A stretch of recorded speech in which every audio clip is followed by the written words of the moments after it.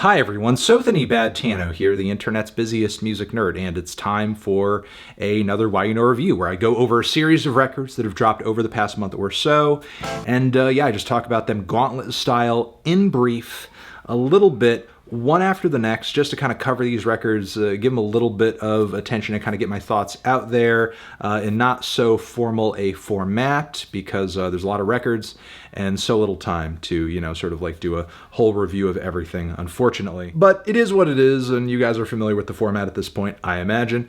Let's continue on with the opinions. Ba-bam! This DaBaby album is mid. No! How could this have happened? How can a man that has exactly 1.5 flows put out an album that's not that great? It's the end of music as we know it. It's boring. It's not that good. Next. This is quite easily Death Cab's most sonically and stylistically explorative album in a while. From lo-fi textures to grand instrumental layers, there's quite a few bases covered on this thing, like the sudden new wave shift on Here to Forever or the spoken word post-rock on Foxglove. So that's cool. That's interesting. That makes this album worth diving into a little bit. But I will say, Ben's vocals and songwriting still lack a certain kind of bite that I'm hungry for at this point. That element of the record often falls flat for me, but I suppose this is still the most interesting Death Cab has sounded in a while. This new MURA MASA LP, with it being a producer-spearheaded album, much of whose appeal is sunken into its features, it is of course a bit of a mixed bag, especially with ill-conceived matches such as Lil Uzi Vert up against Pink Pantheress and Shy Girl on the same track. But yeah, this thing is quite all over the place in terms of production and feature quality, but there are still some bops to be had, like the opener featuring Bailey, or the Y2K style dance pop of Prada. That track is awesome. Slow-mo as well is a heavy hitter, but yeah, if you go into this one, just expect to kind of be pulling out your highlights, pulling out your favorites, and walking away from the rest. So apparently this music project is masterminded by Joe Keery of Stranger Things, and ever since it's come out, I've been getting recommendation after recommendation to listen to it. And there's for sure a huge 80s new wave influence on this thing, on a majority of the tracks, with the synthesizer textures, the gated drums, many of the vocal effects too, though I will say Joe's influence does I guess expand outside of that realm on occasion into a little bit of R&B, a little bit of left field weirdo or bedroom pop. Sometimes on this thing I hear Sparks, or maybe even a bit of Jamiroquai, maybe even some Soft Cell. I'll say this, consistently on this LP the tracks are well written, well structured. The vocal performances, while they lack definition and that kind of recognizable edge, they are decent. Joe is for sure putting together some sensible music in these pop stylings, and when it comes to celebrity music projects, there's a lot of crap out there. There's a lot of awful ones. This one definitely passes the smell test. Seems like he's put a decent amount of effort into this one, and I feel like it's really only a matter of time, as long as he keeps at it, until he hits upon something that is, I don't know, more recognizable, not so derivative. The Haunted Mound comes through with another project.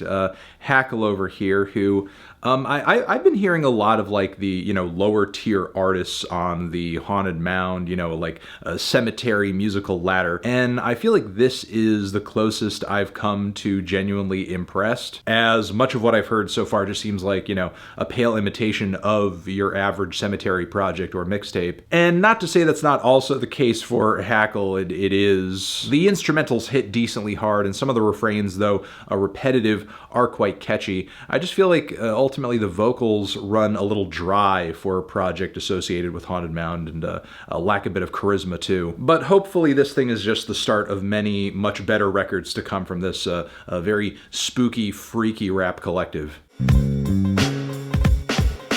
Eden continues to inhabit this very unique crossroads of emo and singer-songwriter music and electronic music in such a way that feels very specific to him. I mean, I certainly recognize an Eden song when I hear it right away, but I still find a lot of his vocals and lyrics to be really grating, even if I think this record is an improvement over the last on many fronts, in terms of songwriting, in terms of vocal delivery, in terms of also production, which I think the beats on this thing are way more versatile than they were on the last record, more textured too. It's just that my feelings on these tracks kind of range. The singing on Modern Warfare I think is absolutely disgusting. Meanwhile, the super hypnotic Closer To is one of the best Eden tracks I've ever heard. The moody vibes coming off this project are definitely more intoxicating than they were on the last record. Once again, I feel like this thing is an improvement on many fronts, but it's not going far enough to like really kind of wow me. But ultimately, I hope Eden fans are happy with the changes they're hearing here, because they're pretty good.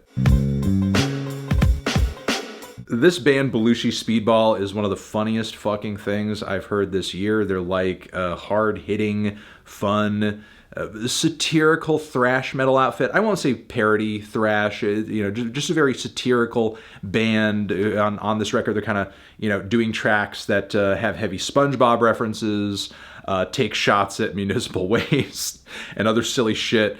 Yeah, you know, you just have like great mosh-friendly riffs, just fast drums, in-your-face vocals, just great energy all around, with a good tongue-in-cheek sense of humor to boot. If you don't take yourself and thrash metal in general too seriously, you should have a fun and wild time listening to this thing. It kicks ass, it's quite good, and yeah, have fun with it. One of modern garage's most essential bands are back with one of their shortest, punkiest, and scuzziest releases to date. This is by no means a bad album, and there are definitely some highlights on this thing, but there are some tracks that are annoyingly rudimentary and one note, super repetitive too, and as a result of that, I just don't find this release to be as gratifying as some of OSEES' more dynamic and longer records. Though I will say this raw and nasty little detour was a fun one. Denzel Curry redoes his entire album, but with like live jazz and soul band instrumentation, and it sounds amazing and fantastic. What a concept. What an idea. What an execution. Who else but Denzel Curry? This thing rocks, it kicks ass, it's amazing. What a great opportunity to re-listen to one of the best hip-hop albums of the year and just kind of hear it in a new light, a new dynamic. Good on Denzel for doing this. This is awesome.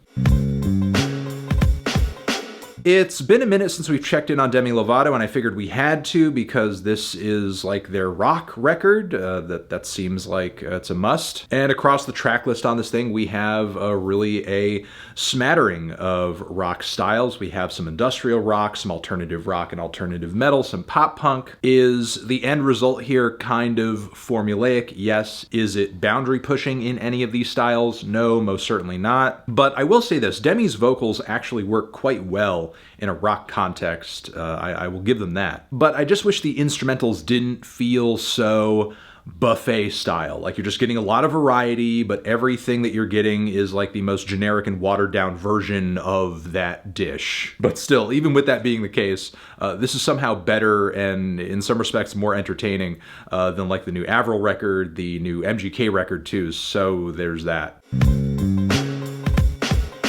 More relentless, crushing, and ferocious post-hardcore noise rock and sludge from this Canadian band who's been doing it for years at this point. Not a whole lot to report other than they're just kind of sticking to their guns. This thing is vicious and nasty and destructive. It's incredibly, incredibly mad and enraged in a way that kind of makes me just be in awe of it. But with that being said, it is a little one-dimensional. I mean, there are some tracks that do try to slow things down and be more brooding, but those aren't nearly as compelling as the more aggressive cuts. But the aggressive cuts together, shoulder to shoulder, kind of bleed together in a very unflattering way. The strongest voice in the Flatbush Zombies trio comes through with a pretty solid debut record. That gravelly voice, that grit, that charisma, it all comes through, and it's delivered with some pretty decent features as well. The thing is though, there's a lot of strong rap projects this year. There truly are, and because of that, I feel like this one is just not even going to make it anywhere near my top 10. Plus, I think some of the production choices, especially the trap beats on this thing, run a little generic, a little dime a dozen. Still, there are a lot of great and lyrically focused and compelling performances on this thing from MEECHY. I somehow enjoyed this more than I did 3001: A Laced Odyssey 2. And I don't know, for a first trip out as a solo artist, this ain't too bad, not rough at all. If MEECHY keeps moving like this, I can only see him going up from here. BEHEMOTH bounces back after a record that was kind of bland in every sense of the word, though I do kind of sympathize with the band on that, because how do you follow up an album like The Satanist? I imagine it's got to be tough. And on this new project here, I think more of the grandiosity and the ferocity is back, especially with the group vocals on The Deathless Sun or the hits of strings on Disinheritance. There are multiple tracks on this thing where the drums are just going off, and of course, to this day, Nurgle stands as one of the most monstrous vocalists in both black metal and death metal. Look, this may not be the best BEHEMOTH record, but it is far better than the average metal album you're going to hear this year. If expectations on this thing are a little wonky, it's because we're not hearing this band live up to the full potential that we know it has. Some more good, riffy, and aggressive driving death metal and technical thrash from Revocation on this one. And man, this band can't seem to put out a bad record, but they also can't seem to put out like a mind-blowing record. I feel like this group is kind of proof of the rule that when there's very little risk, there's very little reward. And yeah, that's kind of the thing. Like Revocation really sticks to what they do so closely that it's kind of hard to really comment on it in terms of any sort of progression or anything. Like, yeah, is it competently produced and performed and written? It is, but is there really anything about this album that makes it stand out in the growing lane of death metal and technical thrash metal records out there in the growing Revocation discography? Not really. God damn, this thing is 2 hours. This thing is 2 hours, and it is definitely a quantity over quality situation. Not to mention the fact that it's way too freaking all over the place too. Just a very low level of focus on this thing, from, a drill track with 5EO Foreign, the Eminem disc that I've talked about before, some formulaic mellow trap with Roddy Ricch. There are also some concept tracks that will break your heart and give you goosebumps, such as Voodoo as well as Home Invasion. There are actually more highlights on this thing that I thought there would be going into it, but overall the record covers way too many bases ineffectively. The game stretches himself so thin that he's pretty much lost all sound, style, and identity in the process of releasing this record. Because at this point with a record like this, who is the game? What does he sound like? What is his direction? What is his anything? After this record, fuck if I know. We have a new Santigold record here, which, given its title, I was hoping to hear something that's kind of otherworldly, but instead what I got was a bunch of washed out, weakly produced, awkwardly sung, little semi-pop pieces that sound like the Spotify playlist shuffling at any given health spa. And yeah, in that respect, this record is a super huge, mega disappointment, and I think handily Santi's worst album so far. And it was my opinion that people went way too hard and were way too dismissive of her last album, and that record had quite a few bops on it. This one, in my opinion, not so much. New CALLOUS DAOBOYS LP here. At its base, we have some very wild and vicious math rock, math core a la Dillinger Escape Plan, with very crisp mixing and production, mind you, which is great because you want to hear all those like little muscular details. And the band certainly throws details into the mix with some interesting guitar work, the occasional hit of strings, and some cleanly sung vocals too. But often when the band goes in that direction, they kind of end up landing somewhere in like this very corny, very tacky alt metal aesthetic and style, and I don't really care for that all that much. Plus, aside from that and a few other minor notes, the band doesn't really do a lot to separate themselves from other mathcore outfits out there. So I have a hard time kind of recommending this to anybody who isn't like literally like the biggest fan of this style and is just dying to hear anything in it. But if that's you, I think you will most likely enjoy this. Like, this is a very solidly put together album. Some ambitious song lengths on this thing too, and the performances are really full of piss and vinegar.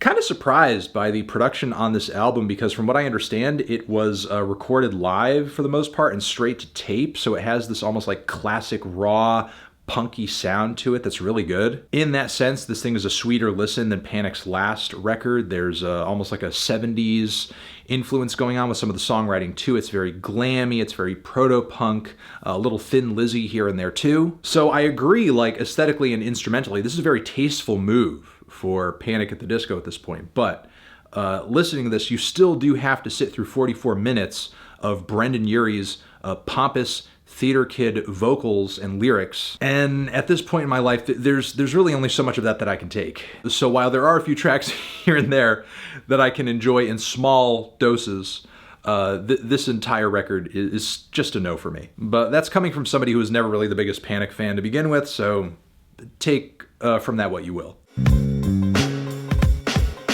The biggest thing in New Zealand hip-hop, Tom Scott's AVANTDALE Bowling Club is back with a new record. And instrumentally, we have a familiar combo here of hip-hop and jazz with a lot of cool little slick embellishments in the mix too. Tom Scott's flows and vocal delivery, while they have gotten a bit more detailed and I think dynamic, hasn't changed too much from, you know, it's very kind of low-key, humble demeanor. I think in many ways this record is an improvement over the last one, but there are still issues like at a baseline with this project that I'm just not all that crazy about, namely Tom's rapping, which I just don't feel a lot of presence off of his voice, a lot of charisma off of his voice. There's not a lot about his style or his performances that kind of light me up or get me excited. And on top of that, while I do appreciate the conceptual and thoughtful direction that the lyrics are trying to head in, often I find the things that are being said at their core to be a little too middle brow. So while I understand why this project continues to get the praise that it does, it just doesn't really push it far enough for me. Zishin, have you given any of these albums a listen? Did you love them, hate them? What would you rate them? You're the best, you're the best. What should I review next? Hit the like if you like. Please subscribe and please don't cry. Hit the bell as well. Over here next to my head, it's another video that you can check out. Hit that up or the link to subscribe to the channel.